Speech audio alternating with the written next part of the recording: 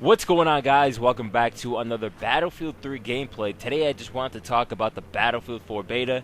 This is going to be an afterthought video of my experience with the BF4 beta. So I will also try to tie this video into sort of my wish list for Battlefield 4 when it comes out. I'll name some things here and there for what I would like to see in BF4.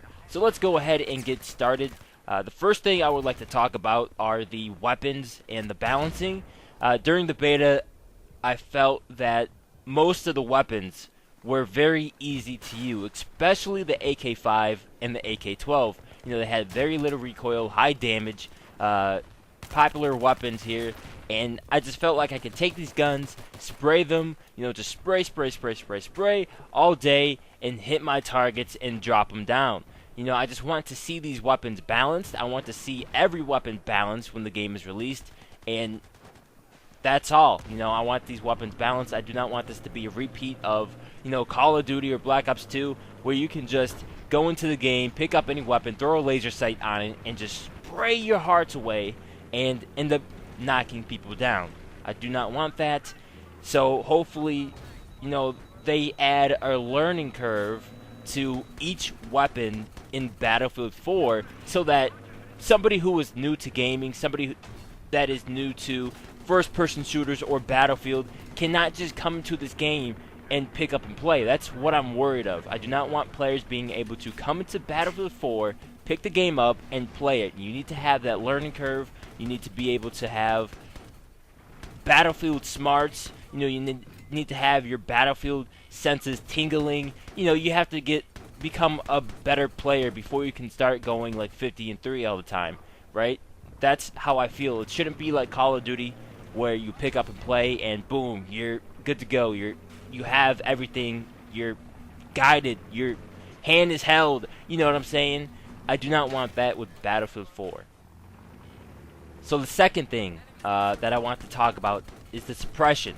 The suppression in the beta was toned down a lot, and we all know from Battlefield 3 that because of the lag, the server connections, the camera angles, the suppression was so heavy, all of those things combined was just not a good experience, and you would be running behind cover and you would still end up dying. You were like, oh, I was behind cover, how? You know, it was like camera angles in Black Ops 2, you were behind the building and you would still die.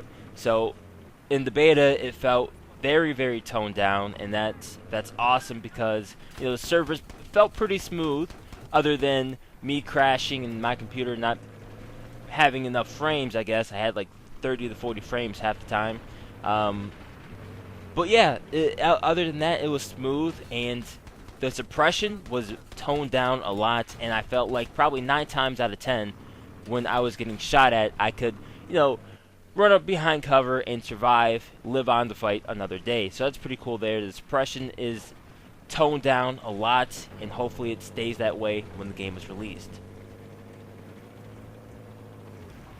Let's see, what else? The counter knife is awesome, great animation there. So you want to go up behind somebody to knife them, and if you do end up counter knifing somebody, you know, that's from like the front, that animation looks awesome. And I have somebody tried knifing me in the front, and I countered them and just stabbed them. I was like, yeah, let's go. It's just so exciting and very epic. So that's pretty cool there. Let's see, the colors they used in Siege of Shanghai lacked a lot of detail. You know, by the skyscraper when it came down, it's kind of dull. Maybe use different colors of gray to spice it up a little bit. I don't know. The camos, they have a lot of camos on the vehicles and your weapons, which is awesome because it gives that personal look to it and personal feel. So it's like, this is my weapon, this is my vehicle. You don't want to mess with me. You see this camo out in the battlefield on this specific weapon or vehicle, you know it's me, and I'm coming for you, baby. That's how we do it, okay? Something like that. So that's pretty cool there. There's a lot of camos, guys, and I think you will enjoy it a lot. Battle Log. Yes, Battle Log 2.0 looks great. Sexy color scheme. It's very easy to find what you are looking for. You want your stats? Boom. You want your servers? Boom. You want your created class? boom, there it is. And there's just, whatever you're looking for, it is very easy to find, and they have everything organized. I love it. It's great. Nice job, guys. Also, during the beta, when I was playing from day 1 to day 15, whatever, the tents are real.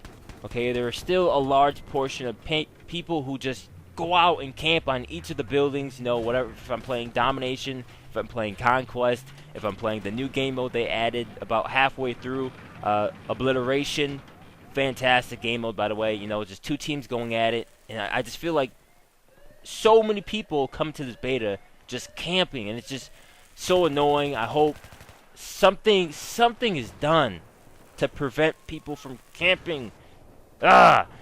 Just one of the biggest problems I had during the beta, and I hope that a lot of the other maps, all of the other maps in the game, are not like this, because so many buildings, rooftops, elevators, boom, go up there, take the helicopters, waste them. I just feel like you're ruining the experience for everybody else. If you're on my team camping, you have a whole couple of squads camping on rooftops. You're not going for the objectives. It's unfair to the other team because they're looking for people and they're just dominating our team because we have like 7 people going after the objective, and it sucks. It really does. So hopefully something is done to prevent people from camping. Yeah, just stop camping, guys. That's it. And so, also, what I would like to see in Battlefield 4,